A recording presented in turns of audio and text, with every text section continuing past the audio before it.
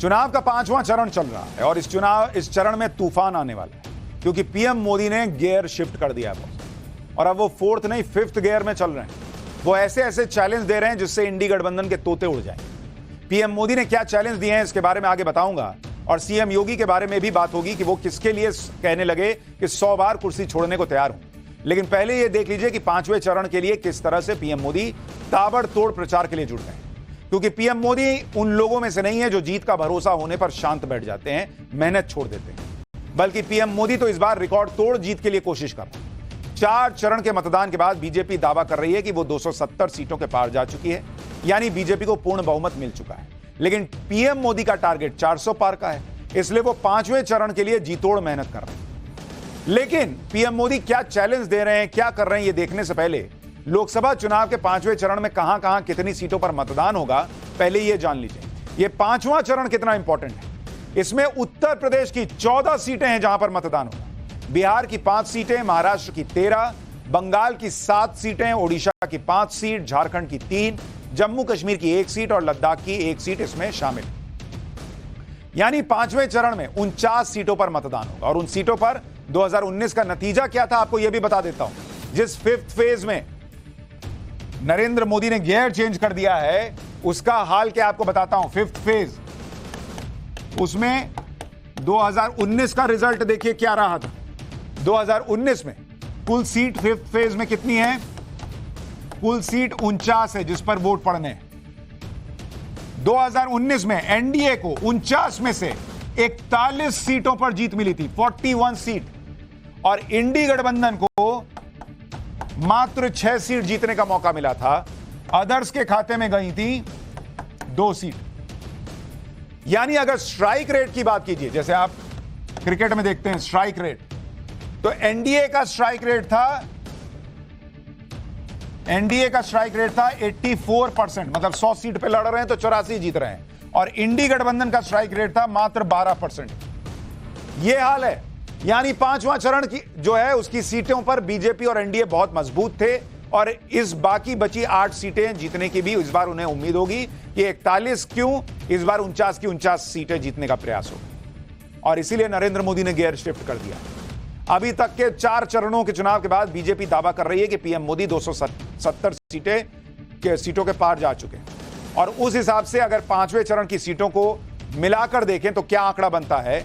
यानी अगर इसी को मान लें कि 2019 वाला रिजल्ट रिपीट हो रहा है, तो अमित शाह का दावा कितना है भाई कि 270 सीट बीजेपी अभी तक जो है वो जीत चुकी है। कितनी सीटों में से, 379 में से 270 बीजेपी जीत चुकी है, अमित शाह दावा कर रहे हैं।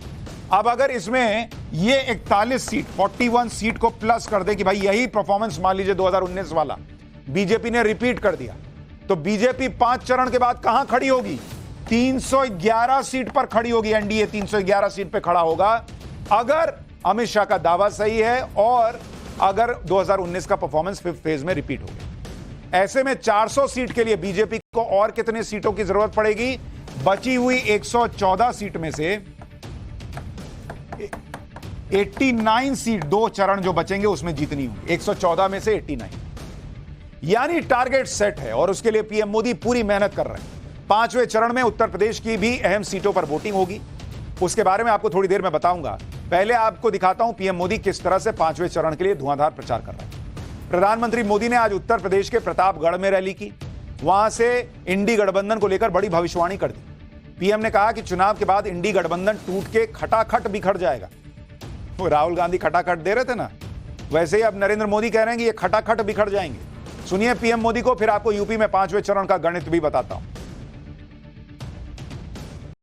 मोदी सरकार बनेगी तो आपको पता है और भी बहुत कुछ होगा। बताओ क्या होगा, बताओ।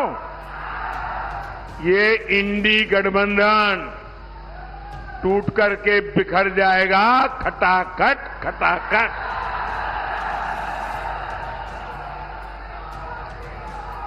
पराजय के बाद बलि के बकरे को खोजा जाएगा, खटाखट खटाखट। और शहजादे, चाहे वो लखनऊ वाले शहजादे हो या दिल्ली वाले, ये शहजादे गर्मी की छुट्टियों पर विदेश निकल जाएंगे खटाखट खटाखट। किसी ने तो मुझे कहा कि शायद वो टिकट बुक कराने की सूचना भी दे दी है। यानी राहुल गांधी के खटाखट के जवाब में पीएम मोदी ने भी खटाखट वाला जवाब दे दिया। अब आपको उत्तर प्रदेश का समीकरण भी खटाखट बता देता हूं। पहले यह देखिए कि 5वें चरण में उत्तर प्रदेश की किन सीटों पर चुनाव होना है। लखनऊ में वोटिंग है, मोहनलालगंज पर वोटिंग है, अमेठी, रायबरेली, ये दोनों सीटें इसी 5th फेज में। जालौन, झांसी, हमीरपुर, बांदा, कौशांबी, फतेहपुर, गोंडा, कैसरगंज, बाराबंकी और फैजाबाद, ये सीटें हैं 14 सीटें जिन पर मतदान होगा। अब उत्तर प्रदेश की इन 14 सीटों पर 2019 में रिजल्ट क्या आया था वो भी बड़ा मजेदार है। जरा देखिए, यूपी की जो 14 सीट है, यूपी 14 सीट जिन पर 5th फेज में वोटिंग है, इनमें 2019 में क्या रिजल्ट आया था भाई? 2019 में अगर आप देखिएगा, बीजेपी को 2019 में इन 14 में से 13 सीट बीजेपी जीती, 13 सीट, और कांग्रेस के खाते में मात्र 1 सीट आई थी, 1 सीट रायबरेली की, बाकी सब हार गए, मतलब सुपड़ा साफ। यानी 1 सीट जो कांग्रेस को मिली थी वो भी बस रायबरेली की मिल पाई। 5वें चरण की सीटों पर 2019 के नतीजे आपको बता रहे हैं कि बीजेपी इस फेज में यूपी में कितनी मजबूत है। इंडी गठबंधन टक्कर में दूर दूर तक नहीं है, और इंडी गठबंधन हालांकि कोशिश कर रहा है कि किसी तरह टक्कर में तो आए। आप देखिए, आज ही अरविंद केजरीवाल लखनऊ पहुंच गए और समाजवादी पार्टी के दफ्तर पहुंचकर अखिलेश यादव के साथ साझा प्रेस कॉन्फ्रेंस की। इंडी गठबंधन का पूरा फोकस इस बात पर है कि अगर मतदाताओं को प्रभावित नहीं कर सकते तो बीजेपी के अंदर ही विवाद खड़ा कर दिया जाए। केजरीवाल ने आज फिर से कहा कि तीसरी बार पीएम बनते ही नरेंद्र मोदी यूपी के सीएम योगी आदित्यनाथ को हटा देंगे। सुनिए केजरीवाल को, फिर बताऊंगा पीएम मोदी ने बिना नाम लिए केजरीवाल को क्या जवाब दिया। एक ही शख्स हैं जो कि उनके रास्ते का कांटा बन सकते हैं, वो है योगी आदित्यनाथ जी। अब योगी आदित्यनाथ जी को इन्होंने हटाने का पूरा मन बना लिया है, और अगर इनकी सरकार बनी तो 2 महीने के अंदर योगी जी को भी उत्तर प्रदेश के सीएम से हटा दिया जाएगा। केजरीवाल जी कितने बड़े भविष्यवक्ता हैं ये तो आपको पता ही है। अपनी गिरफ्तारी, सिसोदिया जी की गिरफ्तारी, कब कहां क्या होने वाला, ये सब भविष्यवाणियां, गलत भविष्यवाणियां वो कई बार कर चुके हैं। अब सवाल यह है कि क्या इस बयान के जरिए अरविंद केजरीवाल योगी आदित्यनाथ का समर्थन कर रहे हैं? क्या केजरीवाल चाहते हैं कि योगी आदित्यनाथ यूपी के सीएम बने रहें? अगर ऐसा है तो फिर अखिलेश यादव का क्या होगा, जो केजरीवाल के बगल में ही बैठकर सब सुन रहे हैं? खैर, आज ही पीएम मोदी ने योगी आदित्यनाथ को लेकर ऐसा कुछ कह दिया जिससे केजरीवाल और उन सारे नेताओं को जवाब मिल गया होगा कि मोदी और योगी की जोड़ी कितनी सॉलिड है। सुनिए पीएम मोदी को, जो भर भर कर योगी आदित्यनाथ की तारीफ कर रहे हैं। फिर बताता हूं कि योगी आदित्यनाथ ने कैसे केजरीवाल के सारे कंफ्यूजन को दूर कर दिया। योगी जी ने यहां दंगाइयों की, माफियाओं की, अपहरण फिरौती गैंग की, मेरा जो स्वच्छता अभियान है ना, योगी जी ने उत्तर प्रदेश में बराबर चलाया है। सपा सरकार में 1 डिस्ट्रिक्ट 1 माफिया,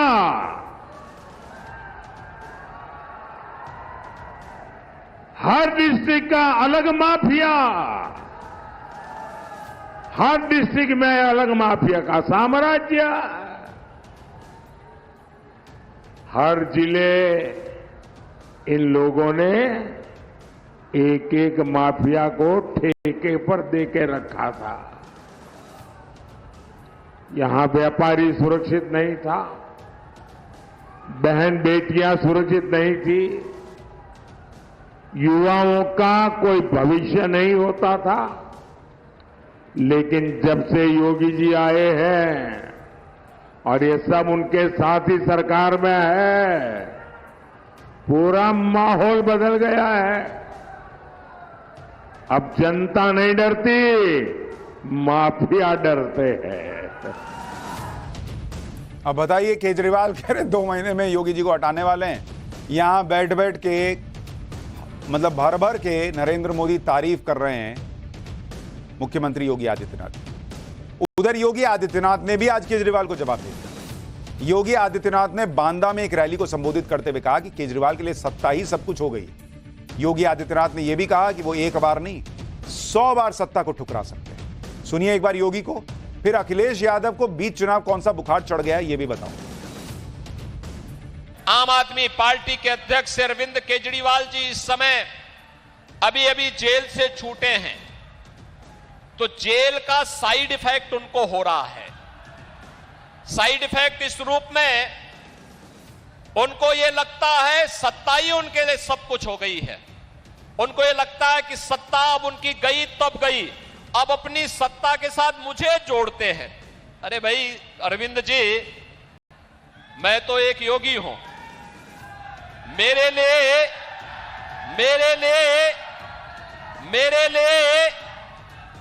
लिए नेशन फर्स्ट है।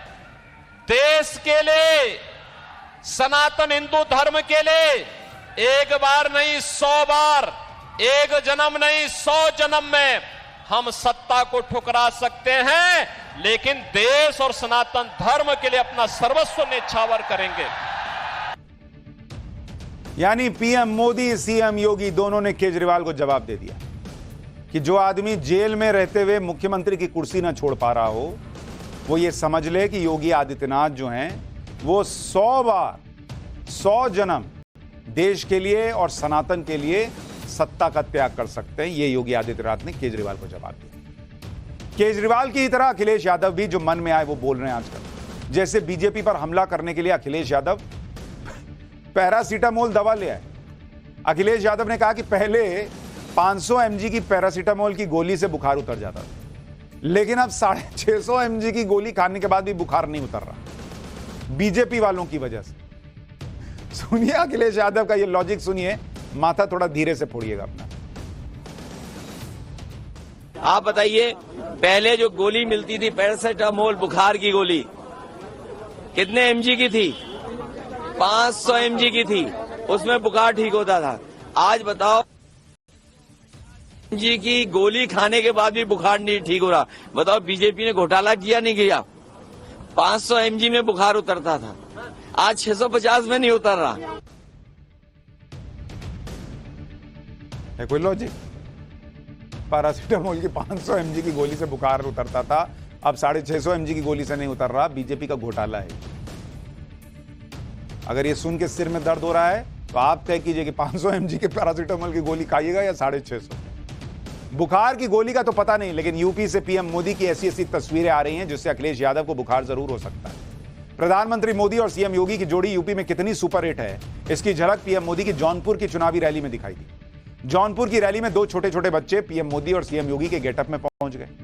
एक बच्चा पीएम मोदी की तरह कुर्ता और उसके ऊपर जैकेट पहने हुए था, उसके बाल और दाढ़ी भी पीएम मोदी की तरह नजर आ रहे थे, और यह बच्चा पीएम की तरह हाथ भी हिला रहा था। दूसरे बच्चे ने सीएम योगी की तरह भगवा कुर्ता पहना हुआ था। जब मंच पर भाषण दे रहे प्रधानमंत्री की नजर इन बच्चों पर पड़ी तो वो इन दोनों बच्चों की तारीफ किए बिना नहीं रह पाए। पीएम ने क्या कहा? उन्होंने कहा कि क्या बढ़िया मोदी योगी बना लाए हो भाई, मोदी तो बहुत ही सुंदर लग रहा है, ये मोदी को तो हाथ हिलाना भी आ गया है। सुनिए नन्हे मुन्ने मोदी और योगी को देखकर पीएम ने क्या कहा, फिर बताता हूं कि पीएम मोदी ने तीसरे कार्यकाल के 100 दिन के लिए क्या क्या टारगेट भी सेट कर दिया। ये क्या बढ़िया मोदी योगी बना लाए हो भाई। और ये मोदी तो इतना सुंदर लग रहा है, क्या बढ़िया मेकअप किया है भाई, और हाथ भी बढ़िया। वाह, दोनों मोदी योगी बन के आ गए।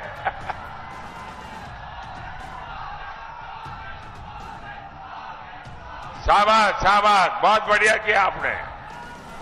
देखिए सब अखबार वालों की नजर मेरे से हट गई, आप पर आ गई। बढ़िया है, वाह, ये मोदी को तो हाथ हिलाना भी आ गया है।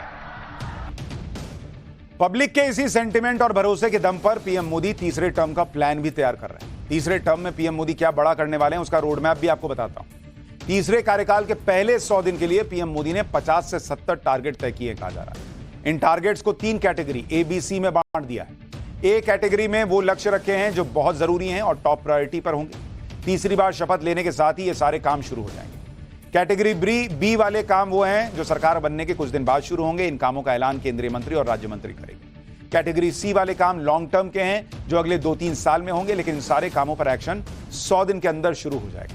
ये सारे टारगेट पूरा करने के लिए पीएम मोदी ने टीम भी बना दी, कहा जा रहा है। फरवरी 2024 में हर सेक्टर के लिए 10 ग्रुप्स ऑफ सेक्रेटरीज बनाए गए हैं। नई सरकार के पहले 100 दिनों में 10 नए शहरों पर बड़ा फोकस भी होगा। इन 10 नए शहरों में मैन्युफैक्चरिंग और सर्विस सेक्टर के लिए बड़ा काम होगा। इस पूरे प्रोजेक्ट के लिए 10,000 करोड़ रुपए खर्च किए जाएंगे, यानी हर शहर पर 1,000 करोड़ रुपए खर्च करने का प्लान। यानी नरेंद्र मोदी फुल कॉन्फिडेंट हैं कि वो आ रहे हैं।